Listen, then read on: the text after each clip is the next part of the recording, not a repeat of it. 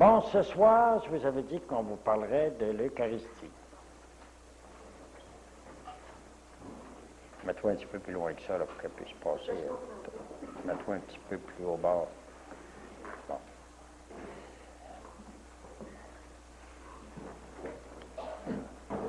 Nous allons nous poser certaines questions et tenter de répondre. On parle toujours du mystère de l'Eucharistie. Qu'est-ce qui est mystérieux dans ça? C'est qu'on sait que le Christ est présent, mais on ne le voit pas. On le sait par la foi. Nous allons essayer de comprendre cette présence-là un peu mieux. Évidemment, par la foi, c'est facile. Le Christ a dit, ceci est mon corps, ceci est mon sang. Et faites ceci en mémoire de moi. Alors nous savons par la foi qu'il est présent. Par la foi. Est-ce qu'il n'y aurait pas moyen de trouver une explication autre que celle de la foi, une explication raisonnée qui pourrait nous rendre le mystère plus simple à comprendre? Est-ce que vous pourriez me trouver un exemple qui m'aiderait à comprendre que c'est bien plus simple qu'on pense que le Christ soit présent? Pourriez-vous me trouver un exemple qui me ferait comprendre ça? Je serais bien content parce que je pourrais le dire aux autres ensuite. Il est présent dans l'esprit? Oui.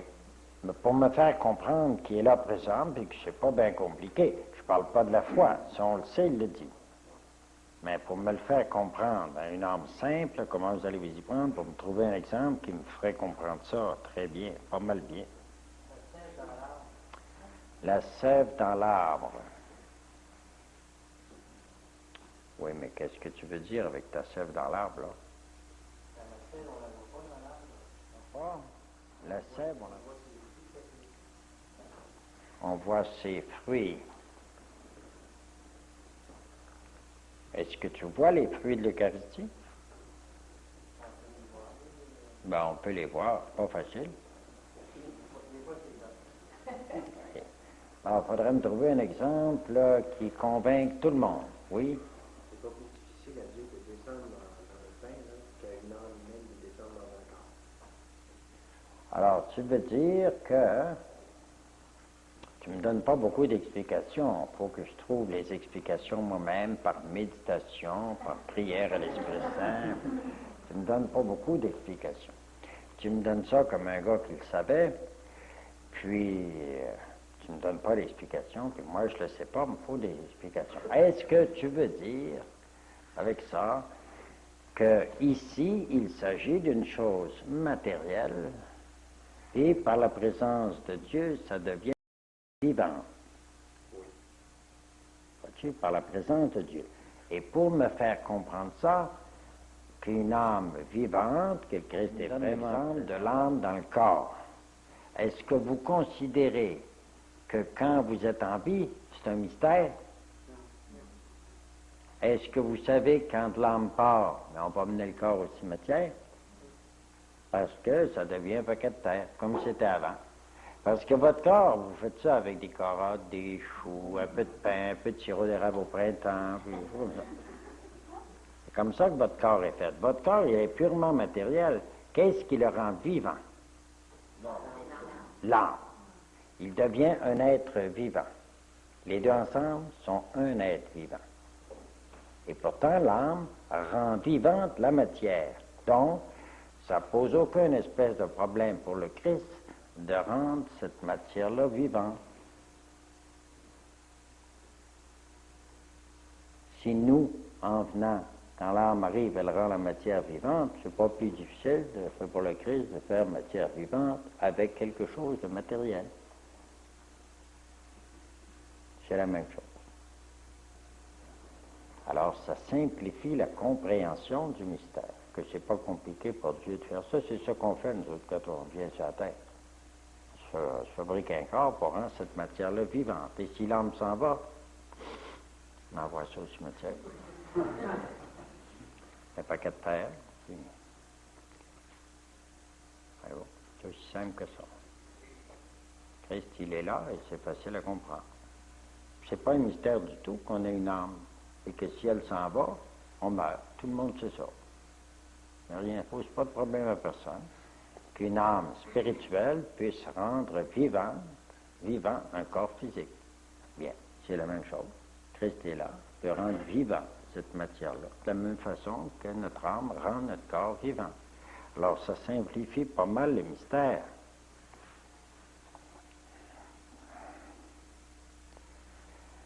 Ici, je vous signale un cas très intéressant.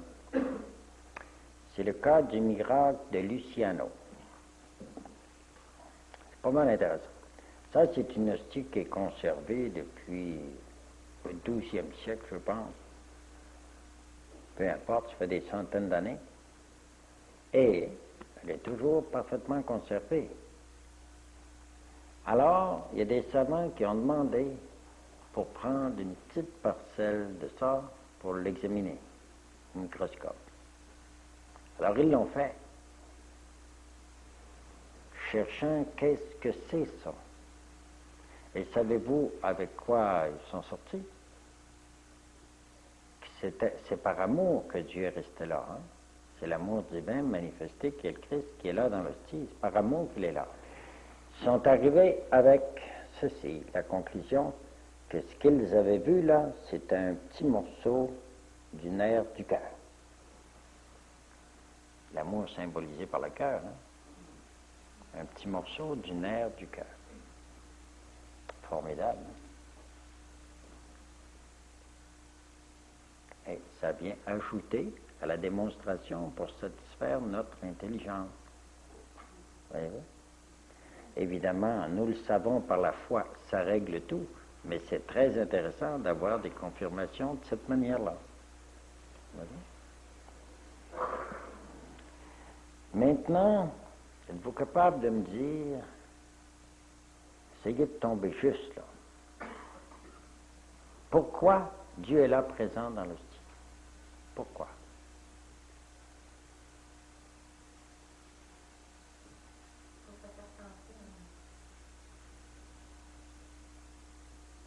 Avez-vous d'autres réponses?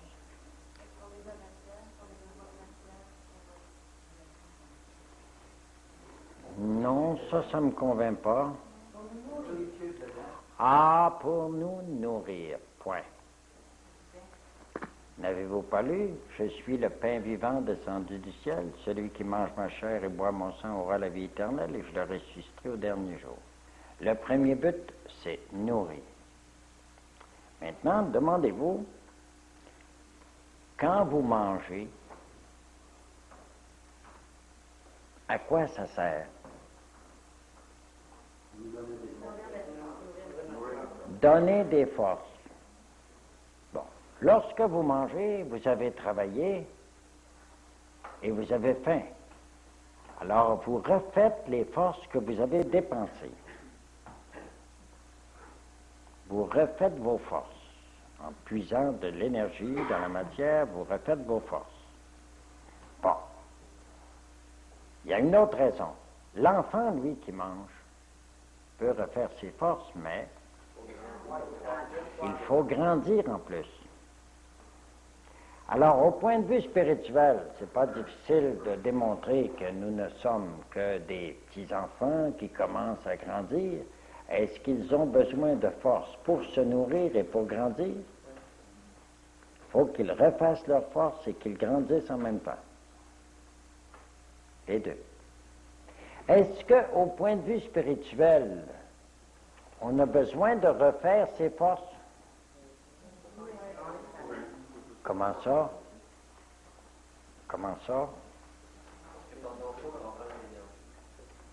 On perd de l'énergie par nos fautes, c'est bien dit.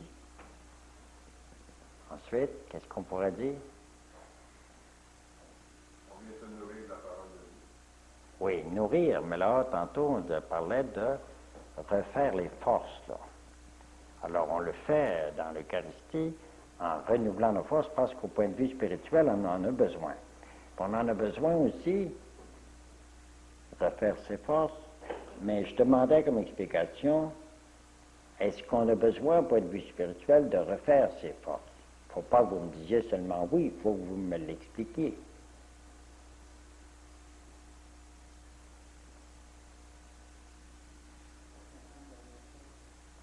Est-ce que ça vous arrive pas, au point de vue spirituel, d'être moins enthousiaste? Vous êtes un peu down, ça vous dit pas de prier, est-ce que ça vous arrive pas?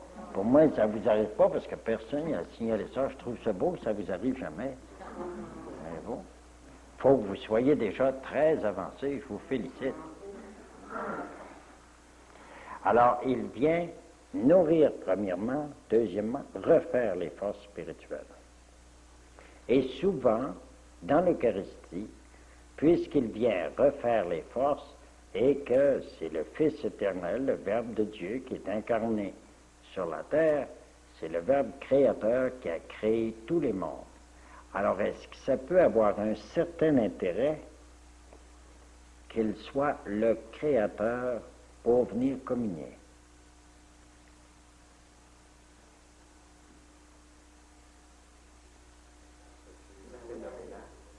Oh, c'est phénoménal, quoi? Qu'est-ce que c'est phénoménal? C'est le créateur. Ben oui, mais il faut me dire pourquoi c'est phénoménal. Il doit se produire un phénomène puisque c'est phénoménal. Le créateur, il va créer d'autres forces en nous, il va en mettre encore plus. Oui, on a dit qu'il allait refaire les forces. Ça, on l'a dit déjà. Il faut me trouver quelque chose qui se réfère à créateur. Oui, il va créer en nous des forces. On l'a dit, il refait les forces. On l'a dit, ça.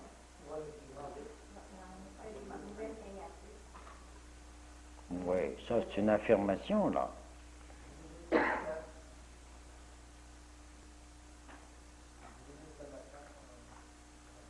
Oui, mais divinise la matière, ça ne vient pas nécessairement de créateur, cela. Sa présence est transformante, c'est bien. Ça ne serait pas qu'il vienne nous renforcer qu'on devienne un petit peu créateur.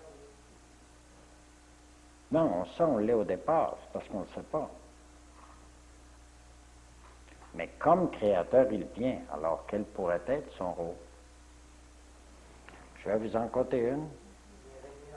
Je vais vous en compter une. Oui, mais ça, c'est vague, là. Oui, ça, c'est vague aussi. Je vais vous en compter une pour que vous compreniez qu'est-ce que c'est que le créateur qui vient là. Je vais vous l'expliquer.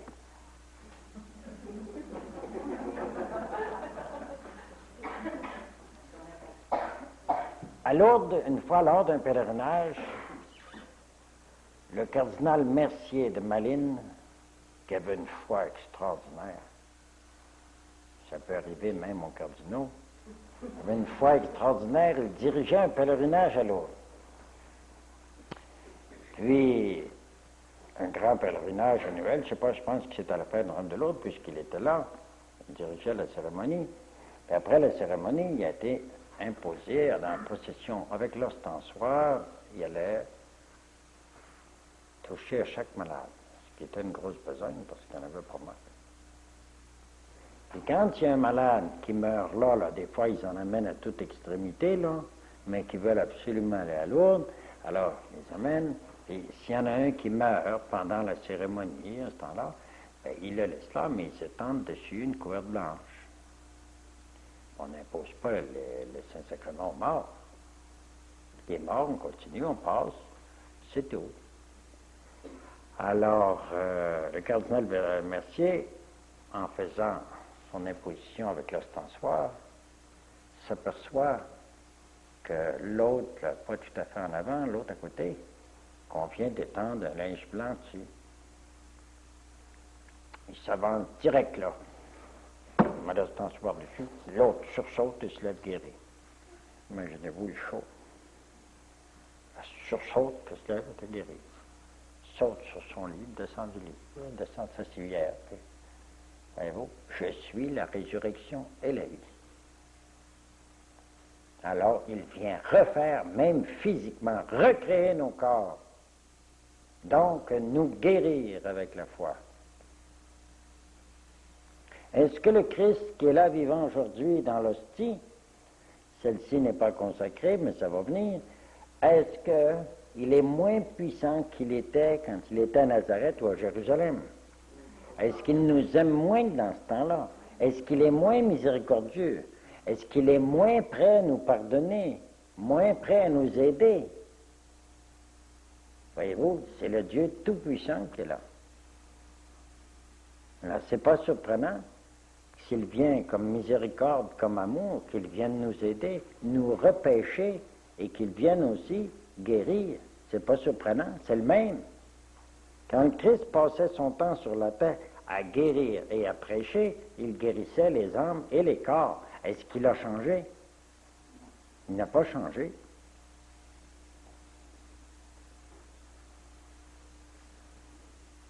Un qui savait que le Christ est transformant, c'est un paysan qui est à Ars du temps du curé d'Ars.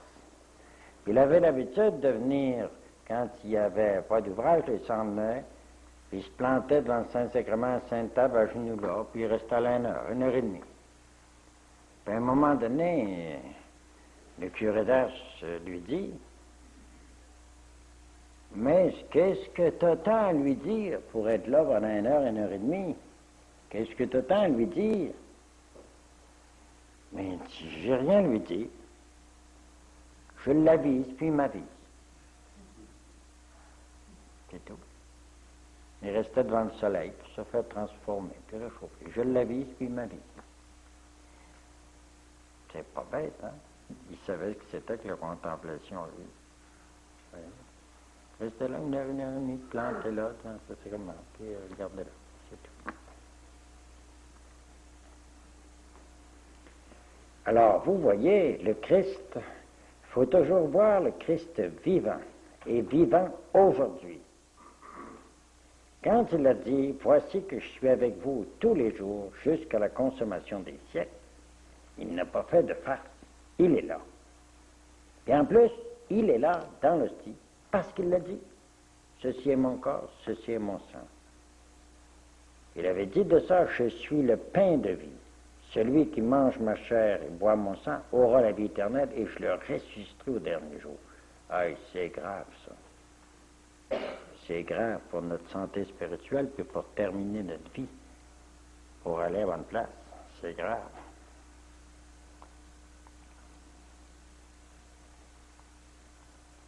Alors, on va essayer de voir maintenant qu'est-ce que nous apporte cette nourriture divine.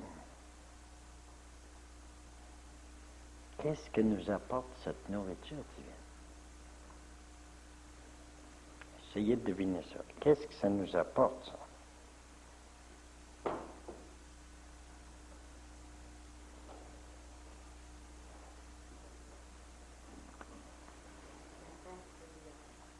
La paix intérieure, parce que lui, c'est le prince de la paix. Ça, c'est bien trouvé. La paix intérieure. L'harmonie, la paix, oui. Des forces pour refaire. Oui, il fortifie l'âme, il apporte des forces pour refaire l'âme. Il apporte son amour infini, puisqu'il vient avec son amour. Donc, il fait en nous exactement ce qu'il est venu faire dans le monde. Manifester l'amour divin pour qu'il soit visible, tangible, audible. On puisse le voir, l'entendre, le toucher. Dieu savait qu'avec les yeux que nous avons dans la figure, nous sommes extrêmement limités à des choses matérielles. Alors, pour faire comprendre l'amour divin du Père, car Dieu est amour, il l'a rendu visible dans un homme. Le Christ avait un corps et une âme comme nous autres. Il a rendu cet amour divin-là, tout-puissant, visible à nos yeux, pour qu'on puisse l'entendre, le voir agir, voir ses réactions, et pouvoir se mettre à sa suite. Tout ça, vous l'avez dans se nourrir. Et il nourrit, c'est pour qu'on devienne lui.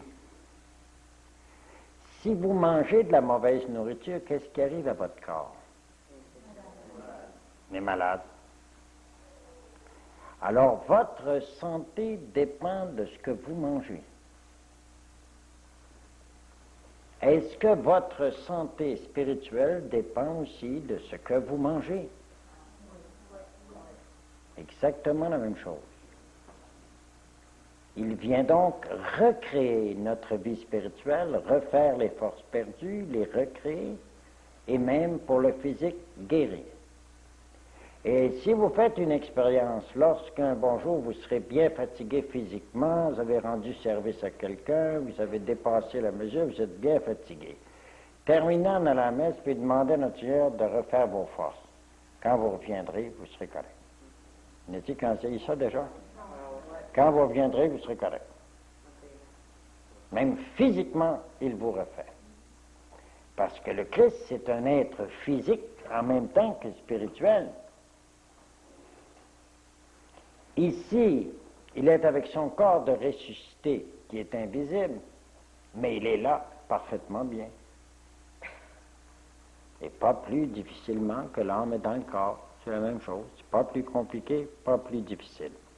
Maintenant, en venant en nous, qu'est-ce qu'il apporte encore? Il apporte la vie éternelle. Nous l'avons déjà, la vie éternelle, avec le baptême. Il vient la faire grandir. Il ne l'apporte pas pour la première fois. Il la fait grandir, nourrir. Comme les arbres grandissent en se nourrissant, comme l'enfant grandit en se nourrissant. Qu'est-ce qu'il apporte de plus? Nous avons dit qu'en venant comme nourriture, il amène son amour. Bon, si on devient ce que l'on mange, si on mange mal, on devient malade, on devient ce que l'on mange. Alors, qu'est-ce qui va arriver si on mange le Christ dans l'Eucharistie?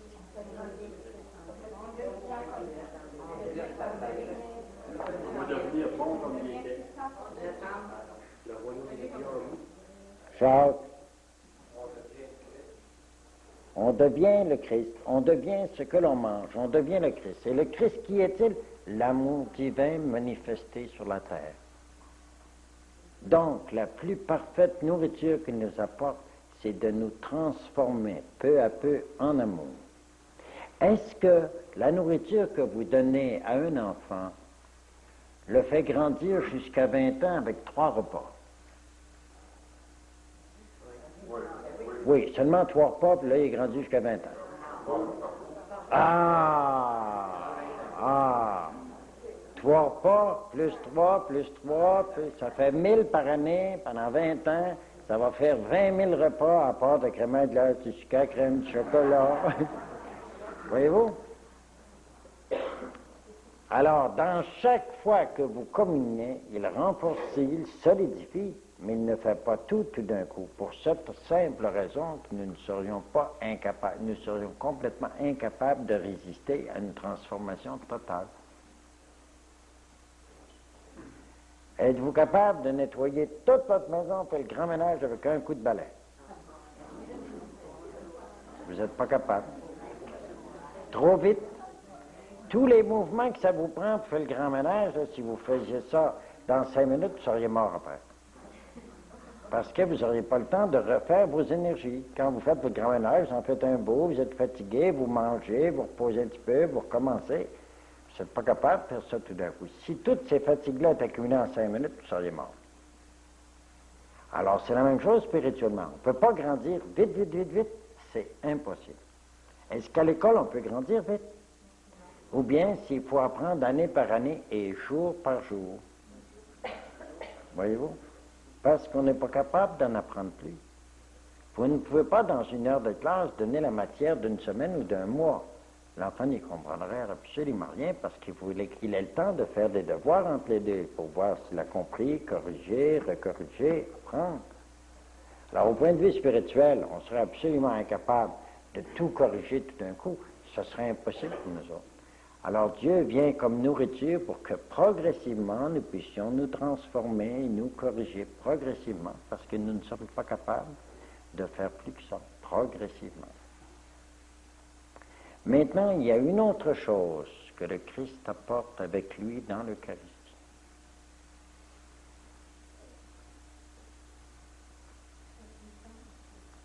Sa puissance, oui. Son amour, oui. Il vient pour nourrir, oui. Refaire nos forces, oui. Mais il apporte quelque chose qui est en lui. Sa mère, oui, c'est bien dit. L'Esprit Saint, son esprit, qu'il a promis pour nous l'envoyer. Justement, son esprit, il est avec lui. Voyez-vous, donc, il apporte de la lumière pour mieux comprendre la vérité. C'est une merveille, ça. Essayez, vous avez, là, quand vous allez communier ce soir, demandez-lui de vous provoquer son amour, mais sa lumière de vérité, son esprit de vérité, pour mieux saisir de mieux en mieux la vérité. Demandez-lui avec la Sainte Vierge. L'Eucharistie, ça, c'est une merveille extraordinaire. Maintenant, on va voir autre chose. Voulez-vous bien me dire pourquoi notre Seigneur a eu cette idée de rester avec nous autres dans l'Eucharistie? Comment ça se fait qu'il a pensé à ça? Vous nous rappelez, c'est nous.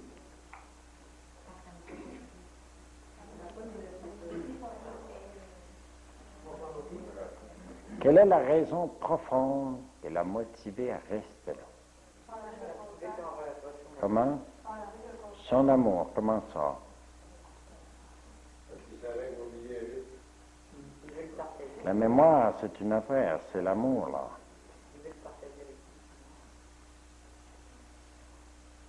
Oui, mais si vous donnez comme raison, c'est son amour qui l'a fait rester là. C'est ça qu'il faut expliquer. Il a dit, je resterai avec vous jusqu'à la fin des temps. Oui, c'est sûr, mais ça ne m'explique pas ça qu'il est dans l'Eucharistie par amour. Je vais vous expliquer ça. Vous, comment? Ah, ça, c'est pas pire. Ah, c'est ma sœur qui a donné une bonne réponse comme ça. Je vous signale, hein? Si j'avais besoin de lumière, je prenais de venir me voir, hein? Oui,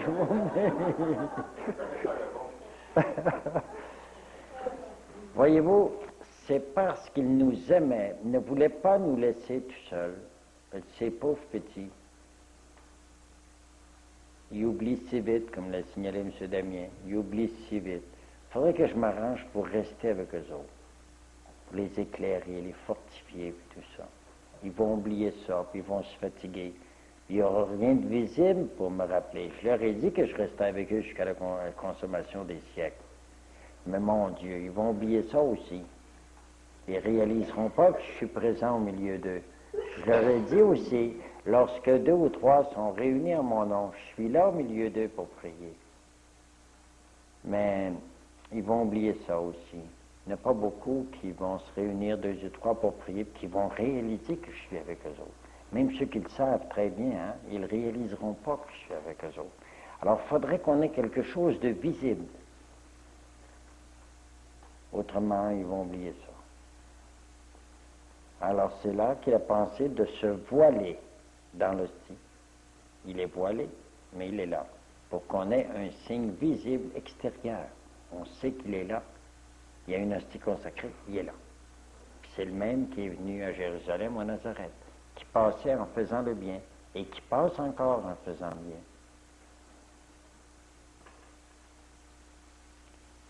Bon, maintenant, je vais vous expliquer une autre chose et vous raconter quelque chose d'extrêmement sympathique. C'est la relation qu'il y a entre la Sainte Vierge et l'Eucharistie. La Sainte Vierge disait à Ratisbonne, qui est un juif converti au siècle dernier, qui est entré dans l'église, je ne sais pas pourquoi. Puis sans qu'il s'en aperçoive, il s'est trouvé, il est rentré à l'église, il restait là en arrière, il ne sait pas pourquoi il est rentré là. Mais il s'est retrouvé direct en avant devant la statue de la Sainte Vierge. Sans y aller, il s'est retrouvé là-bas d'un coup sec. Et la Sainte Vierge lui a parlé. Puis elle lui a dit une fois, « Mon fruit à moi, c'est l'Eucharistie. » Alors, c'est la boulangère de Dieu qui a préparé le pain pour les enfants de Dieu. Et comme les enfants de Dieu doivent arriver à l'éternité, il a préparé un pain éternelle, pour donner la vie éternelle, l'augmenter, la communiquer. Et c'est Marie qui l'a préparé. Elle a pétri ce pain dans son sein. Alors notre Seigneur, on peut dire vraiment qu'il était dans un beau pétrin. Voyez-vous, elle a pétri dans son cœur, dans son amour. Et c'est toute sa vie, elle, qui est communiquée à Jésus. Mais vous, quand elle dit, mon fruit à moi, c'est l'Eucharistie. Parfaitement raison. Parfaitement raison.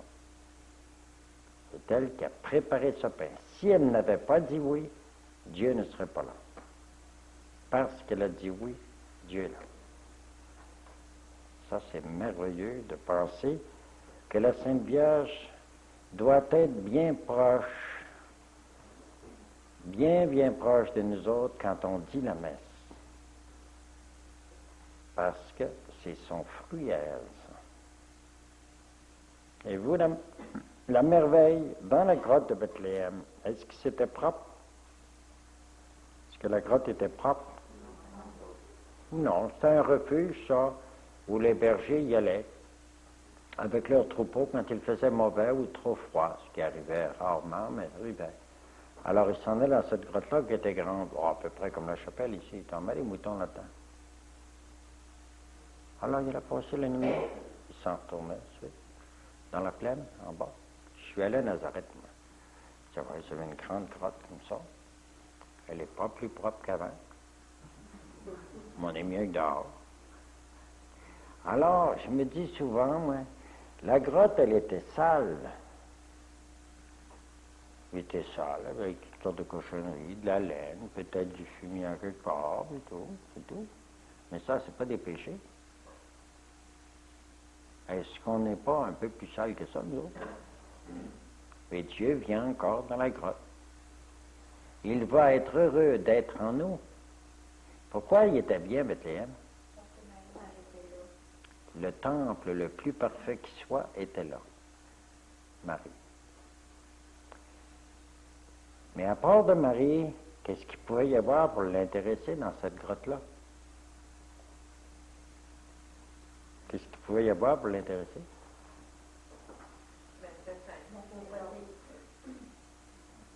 Pauvreté, c'est pas intéressant, ça.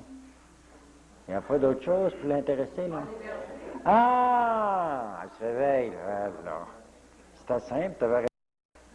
Les bergers, plein de foi, qui attendaient le Messie. Les anges viennent leur dire qu'il est arrivé, vous le trouverez enveloppé de l'ange couché dans une crèche. Il n'y avait rien que celle-là de grande grotte qui servait aux bergers. Alors, c'était pas mêlant pour eux autres. Ils reconnaissaient cette grotte-là. Alors, ils sont partis, ils sont allés tout droit là, en chantant. Les anges leur ont dit, Rempteur est arrivé, tout chanceux d'être invités. Et les premiers invités, s'il vous plaît. Alors, qui étaient eux aussi des temples de Dieu, puisqu'ils avaient la foi en Dieu, qu'ils attendaient le Rédempteur. Et ils y croyaient, on vient les inviter. Ils sont toutes saintes, qui ont la foi, qui sont donc des temples de Dieu. Alors la crèche était remplie de temples de Dieu. Qu'est-ce que ça faisait qu'elle ne soit pas propre? Ça faisait rien tout. Et c'est la même chose pour nous autres. Qu'est-ce que ça fait au bon Dieu s'il y a de la foi, que la grotte ne soit pas trop propre, s'il y a de la foi, qu'il le cherche et qu'il le trouve? Qu'est-ce que ça lui fait si la grotte n'est pas trop propre? Est-ce que ça lui a fait bien de quoi que Marie-Verdine ne soit pas propre quand elle a cru en lui, qu'elle a reçu la vie divine? Est-ce qu'elle n'est pas devenue belle, là? Alors, c'est tout. Il dit, celui qui croit en moi aura la vie éternelle. Ces gens-là, ils croyaient. Ils arrivent tout simplement avec toute leur foi. Et moi, je suis certain que la Sainte Vierge a pris son petit bébé puis qu'elle l'a mis dans un bras, ce petit moment-là. Il n'y avait pas de danger. Il n'y avait pas de danger. Où est-ce qu'il y avait du danger pour Jésus? Où? Chez le roi Hérode, où il l'aurait pris dans ses bras puis il l'aurait écrasé, lui. Il aurait réglé le problème. Chez Ponce Pilate, chez qui à part de ça? Chez les pharisiens, les grands prêtres, on l'avait vu plus tard quand ils ont mis un métier. Là, il y avait du danger. Jésus n'y était pas. Dans la crèche, il n'y avait pas de danger. Il y était. Avec les bergers, il n'y avait aucun danger. Il y était. Avec les pharisiens, quand ils ont su la nouvelle, il n'y était pas. Parce qu'il y avait du danger. Chez Hérode, quand il a appris la nouvelle, il n'y était pas. Parce qu'il y avait du danger. Quand les rois mages sont arrivés, Dieu lui avertit tout le monde quand il fait quelque chose de grand. Il avertit tout le monde. Quand les rois mages sont arrivés, quand ils sont arrivés au nord de Palestine, il n'y avait rien qu'un chemin pour aller à Jérusalem, c'était pas mêlant. Alors l'étoile les a laissés. Ils venaient de l'Orient.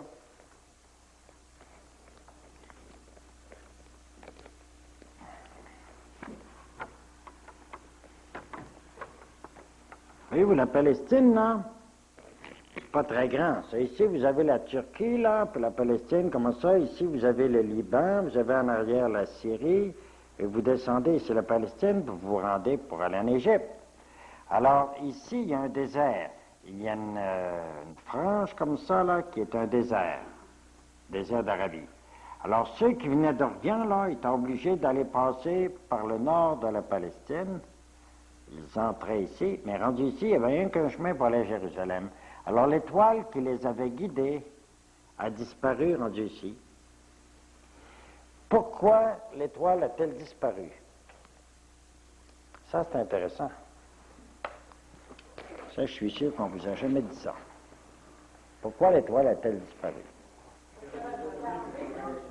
Comment? Il peut y avoir des ennemis sur le chemin. Non. Non. C'est très simple. Pourquoi l'étoile? Parce qu'il y avait juste un chemin. Mais c'est suffisant, mais c'est pas suffisant. Parce qu'il faut savoir où aller aussi. T'es pas rendu, il était au nord de la Palestine, puis Jérusalem, c'est à l'autre bout. Pour qu'il s'informe, non. Il fallait pas qu'il s'informe. Il fallait pas qu'il dise pourquoi il venait. Pour pas qu'Hérode voie ça. Non, je vais vous le dire. C'est tellement compliqué dans sa simplicité, je vais vous le dire.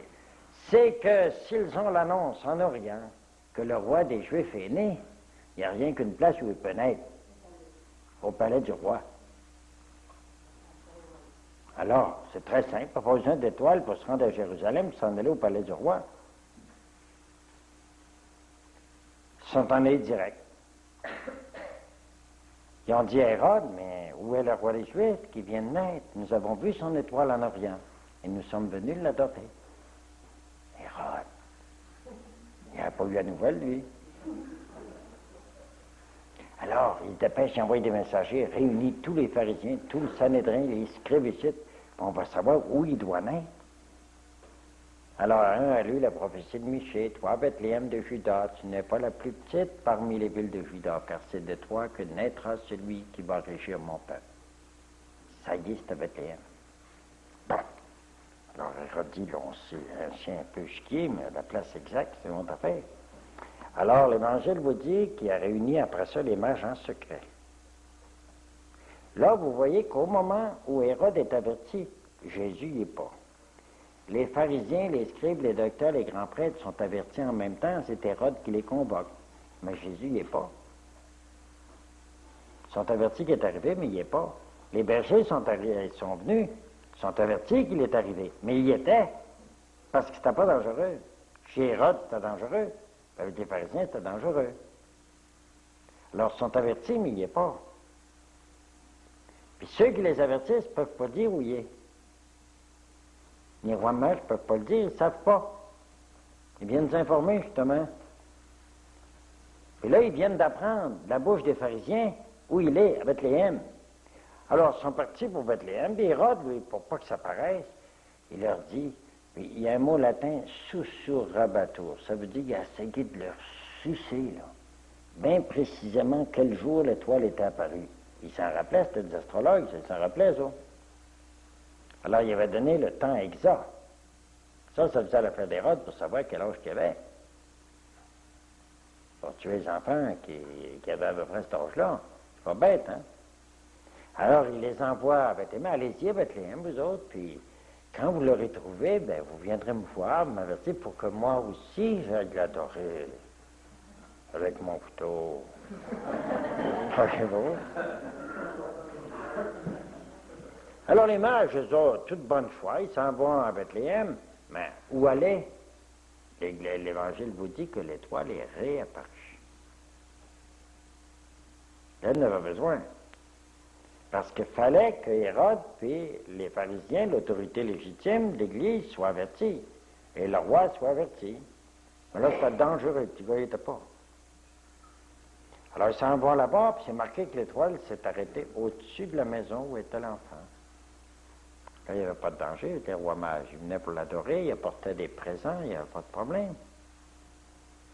Puis quand il était le temps de s'en retourner, là, au bout d'une semaine, peut-être, je ne sais pas, une apparition d'un ange la nuit qui leur dit de s'en retourner par un autre chemin, mais il n'y avait rien qu'un chemin. Mais il y en avait un autre. C'était le chemin que David, quand Absalom l'avait poursuivi, que David avait suivi pour s'enfuir du pays. Là, quelqu'un pouvait, en s'enfuyant, en grouillant, il pouvait sortir du pays dans 2-3 jours, par ce chemin-là. C'était un chemin de torrent, qui n'était pas utilisé généralement parce que c'était pas praticable. Mais pour se sauver, ça faisait bien. Alors, ils s'en retournaient par un autre chemin, puis rendus à Jéricho, ils prenaient le chemin de Transjordanie, donc ils étaient en dehors de la frontière du pays. Il y avait un chemin en Transjordanie qui montait vers le nord. Ils pouvaient prendre celui-là, puis il n'y avait plus de danger. Ils n'étaient pas chez eux. Il n'y avait rien à faire là. Alors c'est comme ça qu'ils se sont enfuis. Puis c'est là qu'après qu'Hérode s'est aperçu qu'il s'était fait jouer un tour. Là, il est devenu furieux. Comme il y avait la date exacte de l'apparition de l'étoile, il pouvait, pour être sûr, ça faisait 1 an et quelque chose quand les rois mages sont venus. Jésus n'était pas dans la grotte quand les rois mages sont venus. C'est marqué que l'étoile s'est arrêtée sur la maison où ils étaient. Ça faisait longtemps, c'était 1 an plus tard, ça, parce que le voyage, grand voyageur qu'une caravane, ça prenait 1 an et plus. Les autres, ils avaient vu l'étoile avant, puis le temps de s'organiser, ça faisait peut-être 1 an et demi. Elle n'a pas peu de chance, fait tuer tous les enfants bas de 2 ans. Mais, un ange est venu avertir Joseph. Prends l'enfant et sa mère et fuis en Égypte. Alors, en pleine nuit, donc, partez minuit. Bethléem, c'est un gros village, pas d'autre chose que ça. Pas une ville comme on conçoit ici, c'est un gros village. Alors, sortir la nuit à minuit, là, il n'y a pas grand monde qui passe dans le chemin, hein? Puis sans parler, en silence, ils entendent juste les pas de l'âme, c'est tout.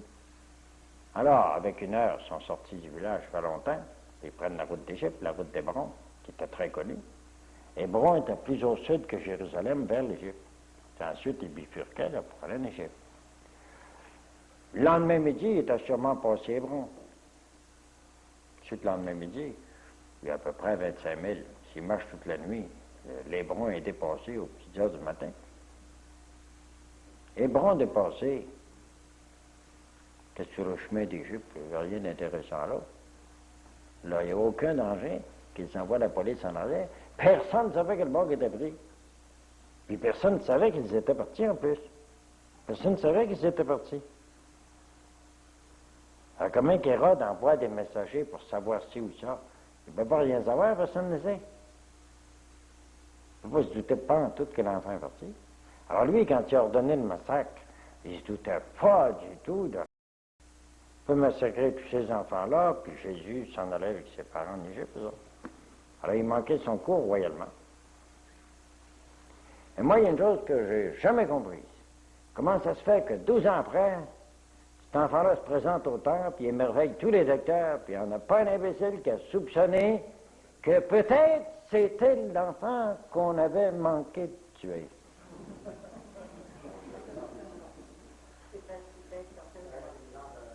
J'étais tellement sûr de l'avoir tué qu'il ne pouvait pas être là. Puis ensuite, cet enfant-là, il venait de Nazareth. Comme, bon Dieu leur a joué un ça après tout. Elle est née à Bethléem. Elle est vivre à Nazareth, dans un petit village de rien. Elle a joué un ça après tout pour les mêler. Hein. Franchement, le bon Dieu, il n'est pas mêlé. Oui. Peut-être le seul de son âge, par exemple. Ceux qui avaient son âge à l'époque étaient morts. Il était le seul de son âge. C'est-à-dire qu'il était tout seul de Bethléem, mais Bethléem, c'est pas la Palestine, il y en avait de partout des enfants. Quand il est venu à 12 ans, là, tous les enfants à 12 ans venaient pour passer leur examen, puis là, ils étaient considérés comme un adulte à 12 ans, s'ils passaient leurs examens. Alors, il a passé brillamment son examen. Il n'y a pas fait tous les enfants d'Israël en votre ans? Non, non, juste Bethléem. Mais Catherine Emery dit qu'il l'a fait dans 3-4 villes. Catherine Emery dit ça. Dans l'Évangile, c'est seulement Bethléem. Mais Catherine Emery dit que ça a été fait dans 3 ou 4 villes. Probablement d'autres petites villes pas loin, là, pour être sûr qu'il ne manquerait pas, là. C'est tout. Alors, voyez-vous, il y avait du danger chez Hérode, mais l'enfant, il n'y était pas. Il y avait du danger chez les pharisiens, l'enfant, il n'y était pas. Il n'y avait pas de danger avec les bergers, des gens simples, il était là. Je vois Sainte Vierge et que notre gens, ils veulent prendre dans leur bras, là, tu sais, puis repasser des enfants, il n'y a pas de danger. Voyez-vous? C'est avec les gens instruits qu'il y avait du danger. Quand j'ai étudié, moi, je dis, je suis fait une avec ça. Bon, maintenant, nous allons regarder quels sont les effets de l'Eucharistie, ce qui dépend de nous. On a vu que Dieu, lui, vient pour nourrir, pour renforcer, qu'il vient pour éclairer, laisser son esprit, tout ça. Mais pour les effets de l'Eucharistie qui dépendent de nous, quels sont ces effets-là?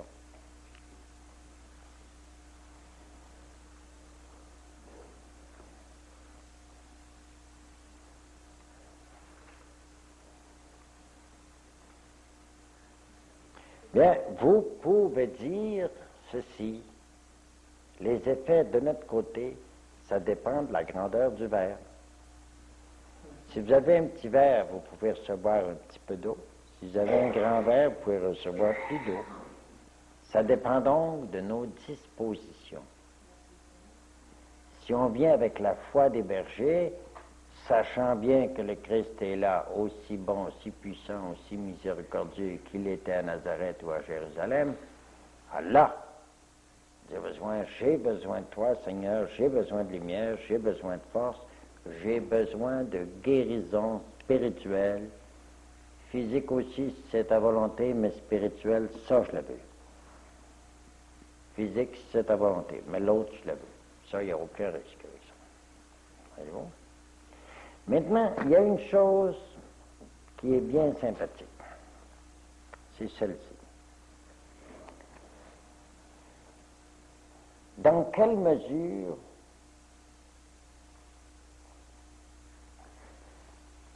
l'hostie est-elle consacrée? Est-ce qu'elle est totalement consacrée? Oui, totalement consacrée. Un curé au catéchisme qui va demander ça aux enfants. Dans quelle mesure l'hostie est consacrée? Il y en a un qui dit 25%. 25%. Il dit comment ça? Il dit quand vous me l'avez donné, vous avez dit le corps du Christ.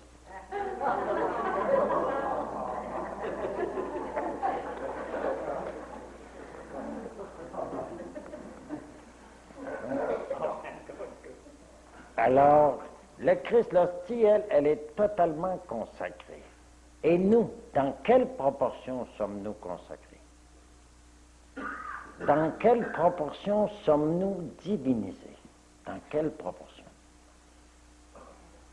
Il vient pour nous rendre semblables à lui, nous transformer en lui, pour que nous devenions d'autres lui-même, ressemblant à lui. Dans quelle proportion nous sommes-nous consacrés?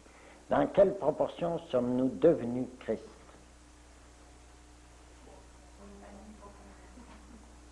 Donc, évidemment, vous ne pouvez pas répondre à cette question-là. Hein? Ça part de 0 jusqu'à 100% chez les plus grands saints, peut-être. Voyez-vous? Alors, est-ce que Dieu qui vient, est-ce qu'il vient nous transformer totalement, lui? Oui. Comme on ne peut pas grandir avec un seul repas, même si on mangeait toute la journée, jusqu'à 20 ans, est-ce qu'on peut grandir spirituellement avec une seule communion? Non. Il vient pour nous faire grandir progressivement selon notre foi, selon nos besoins, selon nos capacités.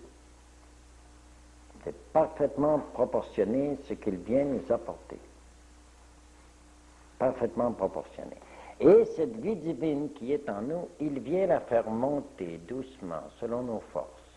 Comme le pépin de pomme, est-ce qu'il grandit beaucoup dans une journée? Non. Vous allez voir le lendemain, il ne vous paraît pas plus grand que la veille. Vous retournez voir le lendemain, faites ça pendant un an de temps, il ne sera pas plus grand que la veille.